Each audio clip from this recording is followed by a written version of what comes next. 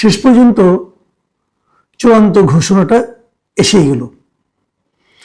আজ রবিবার বিকেলে জাতীয় প্রেস ক্লাবে একটা জরুরি সংবাদ সম্মেলন করে জামায়াতের আমির শফিকুর রহমান ঘোষণা দিয়েছেন যে তারা এখন, আগে 8টা দল ছিলেন একসঙ্গে নির্বাচনী সমঝোতায়, এখন সেখানে আরো 2টি দল যুক্ত হয়েছে।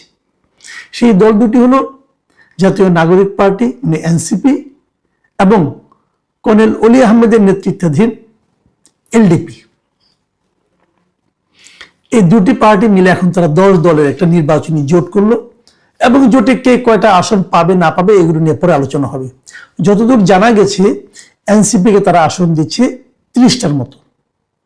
30টা আসন নিয়ে বহুল সম্ভাবনা নিয়ে যে দলটা গঠিত হয়েছিল, তরুণ সমাজের মানে মুখপাত্র হিসেবে যাদেরকে বিবেচনা করা হতো, আন্দোলনে সিপাহসালার হিসেবে যারা নিজেদেরকে দাবি করত, সেই এনসিপি জামায়াতের কাছ থেকে 30টা আসন পেয়ে জামাতের সঙ্গে নির্বাচনী জোট করছে। এর অর্থ হলো তারা যে 30টা জায়গায় নির্বাচন করবে, সেই 30 জায়গায় জামায়াত, ইসলামী আন্দোলন অথবা এই জোটের অন্য 9 দলের কোনো প্রার্থী থাকবে না। আর বাকি যে 270টা আসন আছে সেই আসনগুলোতে এনসিপির কোনো প্রার্থী থাকবে না। এনসিপি তাদের জোটের প্রার্থীদের পক্ষে কাজ করবে, এনসিপির লোকজন, এবং এনসিপি 30টা আসনে জামাত এবং অন্যান্যরা যদি তাদের সেখানে অবস্থান থাকে তারাও তার জন্য ফাইট করবে। এই হলো নির্বাচনী ঐক্যের মূল ভিত্তিটা। এখন সেই ঐক্যের ফলাফল কি হবে, সামনের দিনগুলিতে কেমন হবে নির্বাচন, 30টার মধ্য থেকে এনসিপি কয়টা আসনে জিততে পারে কি জিততে পারে না, এগুলো নিয়ে বিস্তর আলোচনা কিন্তু এখন সামনের দিনগুলিতে আমরা দেখব, আলোচনা হবে। কিন্তু এর মধ্যে যে ঘটনাটা ঘটতে শুরু করেছে সেটা হলো এনসিপি ভাঙতে শুরু করেছে। এনসিপি থেকে এরই মধ্যে তাদের খুবই শীর্ষস্থানীয় কয়েকজন পদত্যাগ করেছেন এবং সেই পদত্যাগগুলি চোখে পড়ে কেন, এনসিপির যে মুখ ছিল, যারা যে লোকগুলিকে এনসিপির মুখ হিসাবে বিবেচনা করা হতো, ফেস হিসেবে বিবেচনা করা হতো, সেরকম একাধিক লিডার কিন্তু অলরেডি পদত্যাগ করেছেন। আমরা এনসিপির মুখ বলতে আপনারা কাকে বুঝেন বলুন? নাহিদ ইসলাম, উনি এই দলের মানে আহ্বায়ক, আক্তার হোসেন উনি দলের সদস্য সচিব, এর বাইরে কে হাসনাত আব্দুল্লাহ, সার্জিস আলম, এই তো। তার বাইরে কে আরেকজন খুব পরিচিত মুখ, ডাক্তার তাসনিম জারা, তারপরে হলো তাজনুভা জাবিন, উনিও কিন্তু খুবই একটা পরিচিত মুখ। আরেকজনকে সামান্তা শারমিন, এও বেশ পরিচিত মুখ। এই যে লোকগুলো, এদের মধ্যে কিন্তু তাসনিম জারা পদত্যাগ করেছেন শনিবার দিন এবং পদত্যাগ করে বলেছেন উনি এই দলের সঙ্গে আর নাই এবং ওনাকে যে মনোনয়ন দেওয়া হচ্ছে যে আসন থেকে, সেই আসন থেকে নির্বাচন করবেন এবং স্বতন্ত্রভাবে করবেন। আরেকজন তাজনুভা জাবিন, উনিও বলেছেন উনি এই দলের সঙ্গে থাকবেন না। উনি বিশাল একটা পোস্ট দিয়েছেন, সেই পোস্টে তাদের বিরুদ্ধে অনেক কথা বলেছেন, সেগুলি নিয়ে আমি একটু পরে আলোচনা করব। এবং উনি নির্বাচন আর করবেন না, বাট উনি দলে আর থাকবেন না। আর তারও আগে এই দলটির একজন মানে খুবই পরিচিত নেতা মীর আরশাদুল হক, উনি গত বৃহস্পতিবারে যখন আলোচনাটা শুরু হচ্ছে সম্ভবত তখনই উনি এই দল থেকে পদত্যাগ করেছেন। আর জ্যেষ্ঠ যুগ্ম আহ্বায়ক ছিলেন সামান্তা শারমিন। এই সামান্তা শারমিন উনিও বলেছেন যে যদি, উনি পদত্যাগ করেনি এখন পর্যন্ত, উনি বলেছেন যে যদি এনসিপি জামাতের সঙ্গে একটা নির্বাচনী জোট করে, এর জন্য এনসিপিকে কঠিন মূল্য দিতে হবে এবং তারপর তারা নিজের যে বক্তব্যগুলো, নিজেদের এই যুক্তিগুলো তারা নানাভাবে জাস্টিফাই করেছেন। আমরা যদি এই যে নেতৃবৃন্দ যারা নাকি পদত্যাগ করেছেন অথবা সমালোচনা করেছেন তাদের বক্তব্যটা একটু শুনি, তাহলে আপনারা বুঝতে পারবেন যে তারা কেন এই কথাটি বলছেন। সামান্তা শারমিন স্পষ্টভাবে বলেছেন যে এনসিপির যে এতদিনের যে অবস্থানটা ছিল, তার মূলনীতিটা কি ছিল, যে তাদের যে মূলনীতিটা ছিল সেই মূলনীতির সঙ্গে জামাতের যে রাজনীতি সেটা একদম ভিন্ন। এই হলো ওনার বক্তব্য। এবং উনি বলেছিলেন যে এনসিপিটা গড়ে উঠেছিল যে বিচার, সংস্কার ও গণপরিষদ নির্বাচন তথা সেকেন্ড রিপাবলিককে কেন্দ্র করে। আর এই 3টা বিষয়ে যদি কারোর সঙ্গে আপনি মিত্রতা করতে যান, এই 3টা বিষয় হতে হবে তার পূর্বশর্ত, মিত্রতার পূর্বশর্ত। কিন্তু এই পূর্বশর্তগুলো জামাত ধারণ করে না, কাজে জামাতের সঙ্গে মিত্রতা করা যায় না। এর হলো পুরো রাজনৈতিক ব্যাখ্যা, সামান্তা শারমিন দিয়েছেন। এবং তাসনিমা জাবিন যিনি আজকে রবিবার যিনি পদত্যাগ করেছেন, এবং তিনি উল্লেখ করেছেন যিনি কেন পদত্যাগ করে, তাকে কিন্তু আপনার এই ঢাকা 17 আসন তাকে কিন্তু প্রার্থীও করা হয়েছিল। তো উনি বলছেন যে উনি নির্বাচনও করবেন না, উনি এখন আর স্বতন্ত্রভাবেও নির্বাচন করবেন না। এবং তিনি কতগুলো কথা বলেছেন যে এমন এক সময়ে এনসিপি এই কাজটা করলো যে যখন নাকি তারা ঠেলতে ঠেলতে আলোচনা করতে করতে করতে এমন এক সময় গেলো যে আগামীকালকে কিন্তু মনোনয়ন জমা দেওয়ার শেষ দিন, হাতে মাত্র একদিন আছে। এই একদিন সময়ের মধ্যে যদি কোনো প্রার্থী চান যে আমি এনসিপিতে থাকবো না এবং আমি স্বতন্ত্র নির্বাচন করব, সেই সুযোগও আর তারা রাখেনি কিন্তু। কারণ আপনারা জানেন যে আমাদের এখানে উদ্ভট একটা নিয়ম আছে। উদ্ভট নিয়মটা হলো, যদি কেউ স্বতন্ত্র প্রার্থী হতে চান তাকে ওই এলাকার টোটাল যে ভোটার আছে সেই ভোটারের 1% ভোটারের স্বাক্ষরযুক্ত কাগজ জমা দিতে হয়। 1% লোক বলবে যে আমি এই ভদ্রলোককে অথবা এই প্রার্থীকে ভোট দিতে চাই অথবা এই প্রার্থীর ভোটার হওয়া উচিত। এই 1% লোকের স্বাক্ষরযুক্ত কাগজ জমা দেওয়ার পরেই কেবলমাত্র তিনি স্বতন্ত্র প্রার্থী হতে পারবেন। এটা হলো নিয়ম। বর্তমানে নিয়মটা খুবই উদ্ভট এবং খুবই বাজে একটা নিয়ম। এই নিয়মটা শেখ হাসিনারা বলেছিল। আমাদের এই সরকার, শেখ হাসিনা বিরোধী সরকার, মহা আনন্দে সেই অসম্ভব খারাপ নিয়মটাকে বুকে তুলে নিয়েছে এবং তাকে সেই আইনটা এখন প্রয়োগ করতে হচ্ছে। এবং এটা এই জন্যই তাসনিমা জাবিন বলেছেন যে আপনারা এটাকে ঠেলতে ঠেলতে এমন একটা জায়গায় নিয়ে এসেছেন যে যখন নাকি আর কেউ স্বতন্ত্র প্রার্থী হতে পারবে না। এই জিনিসটা কিন্তু ডক্টর তাসনিম যারা, উনি যেহেতু একদিন আগে করেছেন পদত্যাগ, তো উনি কিন্তু এই জন্যই এটার জন্য তো উনি ঘোষণা দিয়েছেন যে উনি একদিনের মধ্যে সংগ্রহ করতে পারবেন। আমি যতদূর জানি এরই মধ্যে তাসনিম যারা তার পক্ষে স্বতন্ত্র প্রার্থী হিসেবে দাঁড়ানোর পক্ষে স্বাক্ষর সংগ্রহ শুরু করেছেন এবং মোটামুটি বোধহয় অর্ধেকেরও বেশি ওনার সংগ্রহ হয়ে গেছে। এবং এটাও হতে পারে আজ রাত 10টা পর্যন্ত চলবে, ততক্ষণে ওনার স্বাক্ষর সংগ্রহ সম্পন্ন হতে পারে। তারপরে আগামীকালকে সে একটা সময় পাবে দুপুর 12টা পর্যন্ত।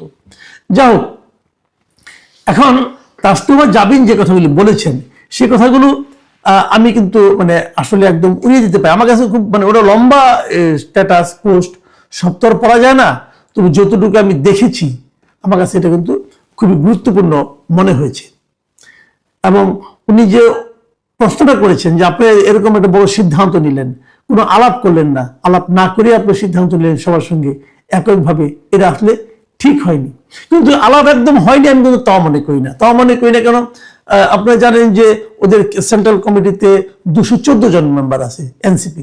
214 জন মেম্বারের মধ্যে এই জামাতের সঙ্গে যাওয়া না যাওয়া নিয়ে যে ভোটাভুটি হয়েছে সেখানে 184 জন সদস্য তারা বলেছে তারা জামাতের সঙ্গে যাওয়ার পক্ষে, আর 34 জন বলেছিল যে তারা জামাতের সঙ্গে যেতে চায় না। কিন্তু সংখ্যাগরিষ্ঠের মতের উপর ভিত্তি করেই কিন্তু তারা এই সিদ্ধান্তটা নিয়েছেন। এখন সংখ্যাগরিষ্ঠ সিদ্ধান্ত নেওয়ার মাধ্যমে কি বোঝা গেল যে আসলে এনসিপির পলিটিক্সটাই এরকম। তারা এটাই করতে চেয়েছিল। এতদিন তারা যে সমস্ত কথাবার্তা বলেছে তার অধিকাংশই ছিল নাটক। এতদিন তারা কি বলেছে, তারা একটা মধ্যপন্থা দল হিসেবে নিজেদেরকে আবির্ভূত করার চেষ্টা করেছে, বলা বলি করেছে তারা একটা গণতান্ত্রিক মধ্যপন্থা টাইপের দল, চরম ডানপন্থী নয়, এগুলো তারা বলেছে। কিন্তু তাদের এই কাজটা কিন্তু সেই তাদের বক্তব্যটাকে ঠিক সেভাবে সমর্থন করে না। এখন হয়তো ওনারা বলবেন যে এটা আমরা নির্বাচনকে সামনে রেখে করেছি, আমরা নির্বাচনী বৈতরণী পার হতে চাই এই জন্য করেছি। কিন্তু আসলে কি তাই? জামাতের সঙ্গে তাদের এই জোট কি তাদের নির্বাচনী বৈতরণী পার হওয়ার ক্ষেত্রে কোনো ধরনের সহায়তা করবে? আমি ব্যক্তিগতভাবে এতে খুব একটা আশাবাদী নই। আমি মনে করি না যে জামাতের এমন ভোট আছে, জামাত কোন সিটগুলো এদেরকে দেবে একবার ভাবুন। যেগুলোতে জামাতের খুব সম্ভাবনাময় আসন সেগুলো কি জামাত ওদেরকে অফার করবে? আমার তো মনে হয় না। যেখানে সম্ভাবনাময় নয় জামাতের অবস্থান সেখানে এদেরকে জামাত সমর্থন করলেই কি আর না করলে কি, এতে কি এনসিপি খুব বেশি একটা আসন পেয়ে যাবে? আমার সেটাও মনে হয় না। মাঝখান থেকে কি হলো, আসন গেল, মাঝখান থেকে দলটার ইজ্জত গেল। যদি তারা এটাকে ইজ্জত বলে মনে করে, আমি অনেকদিন আগে বলেছিলাম একবার জামাত এই এনসিপির অনেক নেতারা দুঃখিত হয়েছিলেন, আমার স্পষ্ট মনে আছে। আমার সঙ্গে একবার একটা টেলিভিশন টক শোতে বলেছিলাম যে এনসিপির চূড়ান্ত পরিণতি কি হতে যাচ্ছে। যে ভদ্রলোক এখানে ছিলেন এনসিপি, তাকে আমি খুব পছন্দ করি পার্সোনালি, খুবই সোবার টাইপের লোক। এবং আমি দেখলাম যে 34 জন এটা বিরোধিতা করছে তাদের মধ্যে উনিও আছেন। উনিও যখন বুঝবেন, আমি বলেছিলাম জামাত এই এনসিপির অবস্থান হবে আগামীতে। একসময় বাংলাদেশে একটা ফ্রিডম পার্টি হয়েছিল। ফ্রিডম পার্টি যখন হয়েছিল আপনার 75-এর পর, কর্নেল রশিদ ফারুক রশিদ এরা ছিল এটা প্রধান ব্যক্তি। সেই ফ্রিডম পার্টি কিন্তু আওয়ামী লীগের বিরোধিতা করে গড়ে উঠেছিল এবং আওয়ামী লীগকে তারা ধ্বংস করে দেবে, আওয়ামী লীগকে শেষ করে দেবে, আওয়ামী লীগের অফিসে বোমা মারা, এই সমস্ত কাজ তারা অনেক করতো এবং তখন খুব দাপটের সঙ্গে তারা ছিল। সেই ফ্রিডম পার্টি কিন্তু এখন হারিয়ে গেছে। তো আমি বলেছিলাম যে এনসিপির অবস্থা সেই ফ্রিডম পার্টির মতো হবে একদিন। এটা যখন বলেছিলাম তখন এনসিপি বেশ দাপটের সঙ্গে ছিল। তো ওই এনসিপির ওই লোকটা খুবই ভদ্রলোক আমাকে বলেছিল, ভাই আপনি এনসিপিকে এত আন্ডারমাইন করলেন। আমি বললাম আমি করি নাই, আমি যা বুঝি, যতটুকু দেখেছি, আমার যে অভিজ্ঞতা, সেই আলোকে আমি কথাটা বললাম, আপনি মিলাই নিয়েন।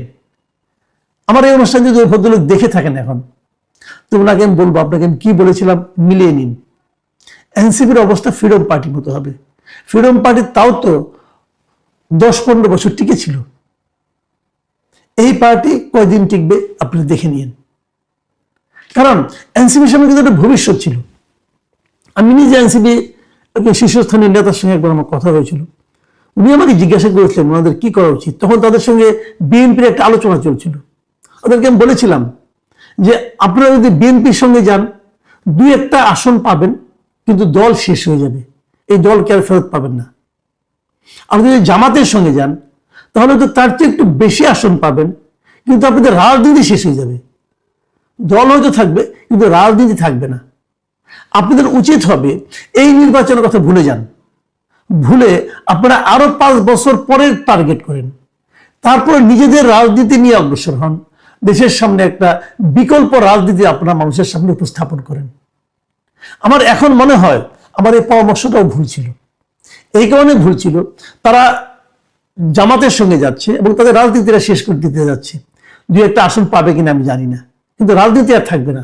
কিন্তু আমি যেটা বলেছিলাম সেটা ভুল ছিল এই কারণে যে যদি তারা একা একা থাকতো তাহলে তো এই লোকগুলি থাকতো। আসলে তো তাদের কোনো রাজনীতিই নাই, তাদের তো কোনো রাজনীতিই নাই, একটা রাজনীতিহীন একটা দল ছিল এটা। আমরা ভেবেছিলাম যে এদের মধ্যে একটা রাজনীতি আছে। আমাদের ভাবনাটাই ভুল। আসলে ওনাদের কোনো রাজনীতি নাই, ওনাদের কোনো শর্টকাট পথে কিভাবে কিছু একটা পাওয়া যায়। এই যে 30টা আসন পাবে, এই 30 জন চাচ্ছে আমি কিভাবে সুবিধা পেতে পারি। সমস্যাটা হয়েছে কোথায়? আন্দোলনের পর সরকার পতন, আওয়ামী লীগ সরকারের পতনের পর এনসিপি হঠাৎ করে সরকারি দলে পরিণত হয়ে গিয়েছিল এবং সরকারের বিভিন্ন সুযোগ সুবিধারা পেয়েছিল। কেউ উপদেষ্টা হয়েছিল, কেউ উপদেষ্টা হয়নি কিন্তু মন্ত্রণালয়ে গুরুত্বপূর্ণ অবস্থান পেয়েছিল। আবার কেউ কেউ বিভিন্ন জায়গায় প্রভাব বিস্তার করত, তদবির বাণিজ্যে লিপ্ত হয়ে গিয়েছিল। এনসিপি নানা ধরনের অর্থনৈতিক সামাজিক সুযোগ সুবিধা পাওয়া শুরু করেছিল। সেই প্রাপ্ত সুযোগ সুবিধার যে আনন্দ, যে আরাম, যে সুবিধা, সেটা ভোগ করতে করতে তারা ওখান থেকে বের হতে পারছিল না। এই জন্য তারা শর্টকাট পথ খুঁজছিল যে কিভাবে আরো বেশি সুবিধা পাওয়া যায়। এখন তাদের শর্টকাট পথ হলো আমরা হয়তো বিরোধী দলে তো থাকবো, বিরোধী দলে থাকলে তাদের একটা সুবিধা হবে, তারা তদবির বাণিজ্য করতে পারবে। অনেকে অবশ্য এমন কথাও বলেন যে এনসিপি আসলে না যেয়ে কোনো উপায় ছিল না। তাদের যুক্তিটা হলো যদি এনসিপি জামাতের সঙ্গে না যেত তাহলে কার সঙ্গে যাবে? এনসিপি একা একা সার্ভাইভ করা যাবে না। কেন যাবে না একটু পরে বলছি। ওনাদের বক্তব্য ছিল যদি বিএনপির সঙ্গে যায় তাহলে সরকারি দল হতে পারতো, যদি জামাতের সঙ্গে যায় তাহলে বিরোধী দল হতে পারবে। এটা তারা এই কারণে চাচ্ছে, তারা মনে করে যে তাদের সংখ্যা এত কম যে আগামীতে যদি যখন একটা যখন রেগুলার পলিটিক্যাল গভর্নমেন্ট আসবে, সেটা জামাতি আসুক আর বিএনপি আসুক, যারাই আসুক, তারা তো আর এই বর্তমানে যে অন্তর্বর্তী সরকার আছে এদের মতো করে এত আন্তরিকভাবে এনসিপিকে প্রোটেকশনটা দেবে না। তখন যদি প্রোটেকশন এনসিপি না পায়, সারা দেশে যে আওয়ামী লীগের নেতাকর্মী আছে তাদের চাপ এই একটা এতিম এনসিপি কিভাবে সহ্য করবে? খুব ভ্যালিড পয়েন্ট। কিন্তু তার মানে আত্মরক্ষার জন্যই তারা আসলে জামাতের সঙ্গে গিয়েছে, কিন্তু সেটা কি আসলে বাস্তবে সম্ভব হবে? কতটুকু হবে? জামাতেরও কি সেই অ্যাবিলিটি থাকবে? যদি তারা বিরোধী দলে থাকে তাদের কি সেই অ্যাবিলিটি থাকবে যে প্রচন্ড চাপকে আওয়ামী লীগের যে বিশাল দল, সারা দেশে এদের যে জনসমর্থন এবং সারা দেশে এদের যে কর্মী বাহিনী আছে, আপনার কয়জনকে জেলে ঢুকাছেন? কয়জনকে দেশ ছাড়া করতে পারছেন? কয়জন দেশ ছেড়ে পালিয়েছে? সব যোগ করেন আপনি, 1 লাখ হবে না, 1 লাখ হবে না। অথবা 2 লাখ ধরলাম 1 লাখ, 2 লাখ। আওয়ামী লীগের সমর্থকের সংখ্যা তো কোটি ছাড়িয়ে, সে সংখ্যা কি হবে? এগুলো কিছুই করতে হতো না যদি এনসিপি প্রকৃতপক্ষে রাজনীতিটা করত, যদি এনসিপি মানুষের মধ্যে প্রতিহিংসা ছড়িয়ে দেওয়ার চেষ্টা না করত, যদি এনসিপি শর্টকাট পথে বিপুল অর্থ উপার্জনের চেষ্টা না করত। আপনারা দেখবেন এনসিপি সেই সুবিধাবাদী লোকগুলিকে আপনারা চিনেন, আপনারা দেখবেন নির্বাচনের আগে আগে ঠিক তারা দেশ ছেড়ে পালিয়ে যাবে। আমি দাবি করব, আমি প্রশাসনকে বলবো, আমি এই সরকারকে বলবো, অথবা যারা আগামীতে সরকার আসবেন তাদেরকেও বলবো, দেশ ত্যাগ কাউকে করতে দিবেন না। কড়াই গন্ডায় হিসাব নিয়ে তারপর তারা দেশ ত্যাগ করবে, এর আগে নয়। একজন ছাত্র, যার ছাত্রত্ব শেষ হয়নি, সে হঠাৎ করে কি করে যে নাকি একটা সরকারি চাকরির জন্য আন্দোলন করেছে, সে কি করে কোটি কোটি টাকার মালিক হয়, তার হিসাব দিয়ে তারপর তারা দেশ ত্যাগ করবে। প্রিয় দর্শক, আলোচনাটা শেষ করবো এভাবে, একটু ফানি মনে হবে, বাট এটাও একটা ভ্যালিড পয়েন্ট। এটা নিয়ে পরবর্তী সময়ে আমি একটা কথা বলবো। সেটা হলো, তাসনুমা জাবিন বলেছেন যে উনিও কিন্তু ক্রাউড ফান্ডিং করেছিলেন, অনেক টাকা সংগ্রহ করেছিলেন বিভিন্ন জনের কাছ থেকে, বিকাশের মাধ্যমে, ব্যাংকে, বিকাশের মাধ্যমে বেশি হয়েছে। যেহেতু উনি নির্বাচন করবেন না, উনি টাকাগুলো ফেরত দিবেন। আবার তাসনিম যারা বলেছেন যে উনি যেহেতু স্বতন্ত্র নির্বাচন করবেন, যদি যারা ওনাকে টাকা দিয়েছেন, প্রায় 47 লাখ টাকা কিন্তু ওনার উঠেছে, উনি বলেছেন যে যারা আমাকে টাকা দিয়েছেন বিভিন্নভাবে, যেহেতু আপনি যখন দিয়েছেন তখন আপনি জানতেন আমি এনসিপির প্রার্থী, এখন তো আমি এনসিপি করবো না, আমি স্বতন্ত্র করবো। কাজে যদি কেউ আমার এই অবস্থানটাকে সমর্থন না করেন, তারা বলবেন তাদের টাকাটা আমি ফেরত দিবেন। তাহলে দুদিক থেকে কিন্তু টাকাটা ফেরত যাবে। কিভাবে ফেরত যাবে, ফেরত যাওয়া কতটুকু সম্ভব সেটা জানি না, হয়তো তারা ফেরত দিবেন, যেহেতু তারা বলেছেন তারা নিশ্চয়ই ফেরত দিবেন। প্রশ্ন হচ্ছে, ফেরত যখন দিবেন লাভটা হবে কাজ জানেন? লাভটা হবে বিকাশের। বিকাশের আপনি কি হবে সেটা বলি। আপনি যখন কাউকে ফান্ড ট্রান্সফার করেন বিকাশের মাধ্যমে, দেখবেন প্রতিবার ট্রান্সফার করতে গেলে আপনার কাছ থেকে 10 টাকা করে তারা কেটে নেয়। আপনি যদি 200 টাকা ট্রান্সফার করেন, তার ট্রান্সফার ফি হিসেবে 10 টাকা কেটে নেয়। এই 10 টাকা তারা কিভাবে কাটে, কেন কাটে, আমি এখনো জানি না। আমি অনেকেই জিজ্ঞাসা করেছি, তারা আমাকে বলতে পারে নাই। নগদ করবেন, নগদের মাধ্যমে ট্রান্সফার করবেন, কোনো টাকা লাগবে না আপনার, কিন্তু বিকাশের মাধ্যমে করলে 10 টাকা লাগবে। কেমন লাগবে? তার মানে যদি 1000 লোক করে থাকে, 10,000 টাকা কিন্তু বিকাশ পেয়ে যাচ্ছে। এভাবে বিকাশে বেশ ভালো একটা ইনকাম হবে। যাই হোক, এটা আমি একটা সাইড টক করলাম, কিন্তু এটা খুব গুরুত্বপূর্ণ। আমি এর পরবর্তীতে আমি বিকাশের এই কাজটা নিয়ে, এই যে তাদের আচরণটা নিয়ে আমি আলাদা একটা এপিসোড করব ইনশাল্লাহ। আমি যে কথাটা বলে শেষ করব, এটা হলো যার জন্য আমার মায়া লাগছে, সেটা হলো বীর মুক্তিযোদ্ধা অলি আহমেদের কথা ভাবছি আমি। বীর মুক্তিযোদ্ধা অলি আহমেদ খেতাবপ্রাপ্ত মুক্তিযোদ্ধা, কিন্তু এই লোক এখন বীর বিক্রমে জামায়াতের সঙ্গে নির্বাচনী জোট করছেন। যখন বিএনপিতে উনি ছিলেন তখন বলা হতো যে বিএনপির যে মুক্তিযুদ্ধের পক্ষের যে অংশটাকে লিড করতেন এই অলি আহমেদ, এই সাদেক হোসেন খোকা, এই মেজর হাফিজ, এরা ছিলেন মুক্তিযোদ্ধা। সেই লোকগুলি এখন কোথায় কি হবে? খোকা সাহেব তো মারাই গেছেন, আর অলি আহমেদ সাহেব বিএনপি ত্যাগ করেছেন, এখন আবার জামাতের কোলে যেয়ে উঠছেন। কি দুর্ভাগ্য! রাজনীতি মানুষকে কতটা নিচে নামাতে পারে, এটা অলি আহমেদ সাহেবের এই অবস্থান দেখে বোঝা যায়। প্রিয় দর্শক, আমি জানি না এরপর আপনারা রাজনীতিকে কে ভালোবাসতে শুরু করবেন কিনা, নাকি রাজনীতির প্রতি আপনাদের ঘৃণাই বাড়তে থাকবে। আল্লাহ হাফিজ।